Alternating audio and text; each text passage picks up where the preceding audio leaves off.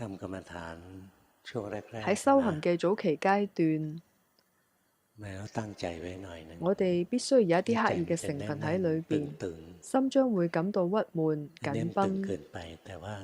咁即係ต้องเป็น話心ทางผ่าน太緊啦，但係呢個係เริ่必มต้น經之แล้วตึงไว้路。หน่อยหนึ่ง喺起步階段，我哋係要收緊一พอ啲嘅。ทำไปช่วงหนึ่งใจมันจะค่อย等用คลาย功咗一段ออกมันจะ時間ได้พอดี之後，心逐漸鬆開嘅時候就啱นี่บาง啱คน好啦。ตั้งไว้แรงไปแน่นอึดเลย但係ไม่有一啲人ยอมคลาย嘅刻意力度ใช้太ไม่ได้強，เหนื่อย悶到唞唔到氣，根本鬆唔開，咁บาง樣唔得คนก็嘅，เริ่太มต้น攰啦。ก็เอาให้พอดีนะใจ仲有มันจะค人係一ลาย開始嘅時候啱แป๊บ啱เดียวก็ห好，นีไปแล้ว等到心放鬆咗落嚟อัน之後，นั้นยิ่งใช้好ไม่ได้快脆就不มากกว่า知所蹤。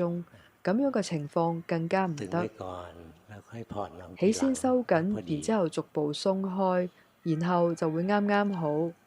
สิ่งเหล่านี้สอน啲กันไม่經ได้驗好難傳授，เป็นศิ佢係一ลปะ門藝術。ในหลักการ理論เขาบอกให้上知รู้道應該輕鬆咁สบาย樣覺知，ๆเน้นพูดในหลัก只การ係嘴上面咁樣講下，ตอนลงมือป真ฏิบัติจริง正開始實ก็เพ่ง踐嘅ข้างใน時候都會緊盯。แล้วก็ค่อย我ๆเรียน哋需要รู้ไป慢慢咁體會點樣嘅แค่ไหน程พอดี度先係啱啱好嘅。